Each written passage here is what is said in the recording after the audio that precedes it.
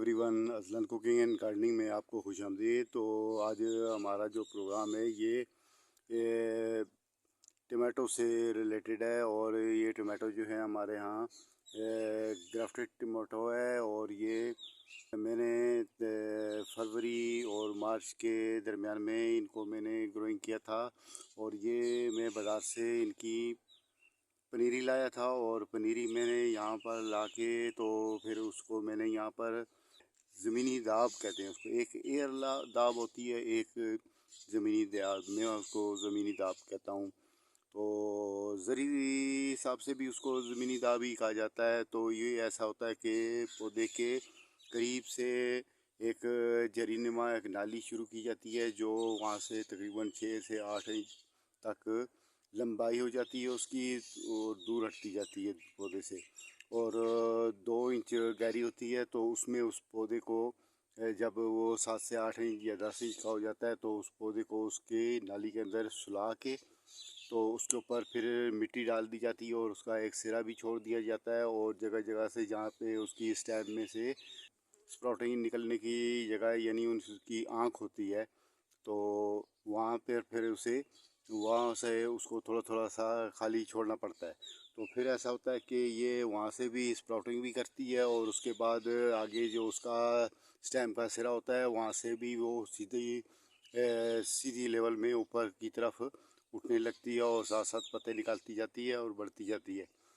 तो उससे वो फिर उसकी ग्राफ्टिंग का सिस्टम बन जाता है। और फिर उससे ऐसा होता है कि पूरी स्टेम में पूरी तरह से उसमें नीचे एक तो उसके अपने रूट्स होते हैं, जो बाज़ार से जब हम पनीरी लाए थे उसके साथ रूट्स थे, तो जो हमने उसको नाली के अंदर सुला दिया था तो फिर वहाँ स्टेम की जगह जगह पर और भी ज़्यादा रूट्स निकल आए थे। उससे फिर इसको ज़मीन से मॉइस्चर या पानी वाटरिंग का सिलसिला जो है वो उसका डबल हो जाता है। और डबल होने से फिर ऐसा होता है कि फिर वो पौधा जो है आपका वो ज़्यादा लश ग्रीन बुशी और हेल्दी होता है। और उसमें जो फ्रूटिंग आती है वो भी सही तरीके से भर भर के फ्रूटिंग आती है। और उस फ्रूटिंग में कोई बाद में कोई मसले मसाइल भी पैदा नहीं होते, यानी कि उसमें कोई फंगस वगैरह या ऐसा सिस्टम भी उसमें बहुत कम होता है।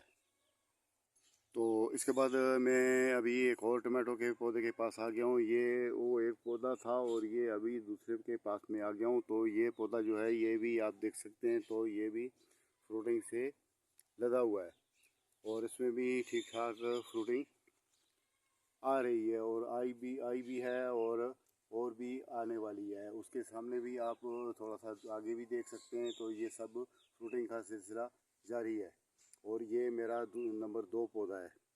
तो इसी तरह से ये जितने भी मैंने पौधे लगाए हुए हैं इन सबको मैंने इसी तरीके से ग्राफ्टिंग किया है, जिस तरीके से मैंने आपको वीडियो में बताया है। तो ये इसी तरह से फिर इसमें क्योंकि फिर मॉइस्चर इसको डबल मिलती है, पानी इसको डबल मिलता है। और उसके बाद आप इसमें जो फर्टिलाइजिंग का काम करते हैं, मैं तो खुद नहीं करता क्योंकि मैं एक ही बार जब ज़मीन बनाता हूँ तो उसी वक्त में मैं उसमें फर्टिलाइज़ करके उसको छोड़ देता हूँ। तो बाद में फिर उसमें महीना 20 दिन बाद में उसमें मैं पनीरी या सीडलिंग जो भी करना होता है वो करता हूँ।